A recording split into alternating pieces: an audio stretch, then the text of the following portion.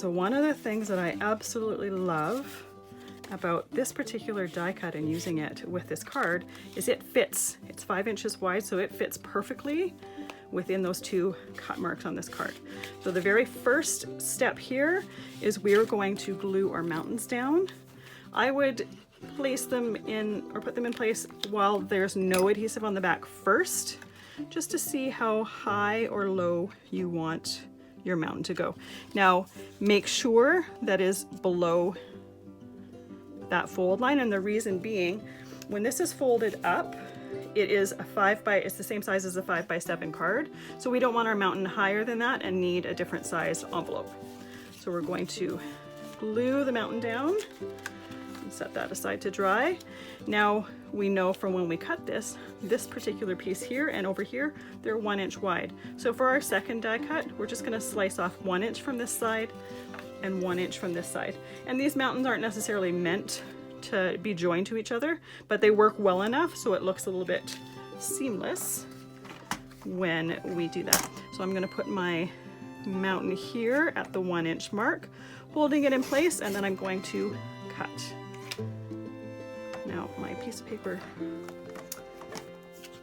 moved a little bit when I cut, and that's partly because of the different layers there, but that's okay.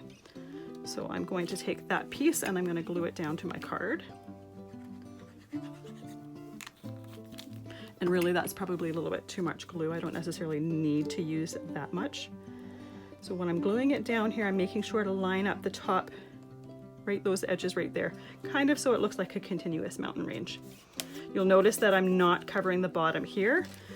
We've got other die cuts that we're going to layer, so none of that is going to be showing when we do our final card. Now let's cut 1 inch from the other side of the die cut. This one's a little bit easier because we can put it against the flat edge of our ruler here. So now let's add a little bit of glue.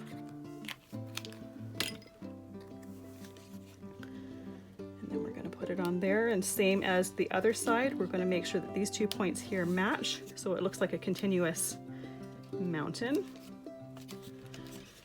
If by chance you get a little bit on the outside, you can just look at the back and trim it off. I would wait until the card is done to do that though, because you may have other bits of trees and stuff like that that you're going to want to trim off as well. So I would just wait until everything is completely done before trimming anything. Your choice. If you really want to do it as you're going, you absolutely can. So I'll see you in the next video. We're going to start to do the hills. Now I'm going to do them a little bit different than this one. This one to me is a little bit more of a springy card because the hills are green. They don't have any snow on it.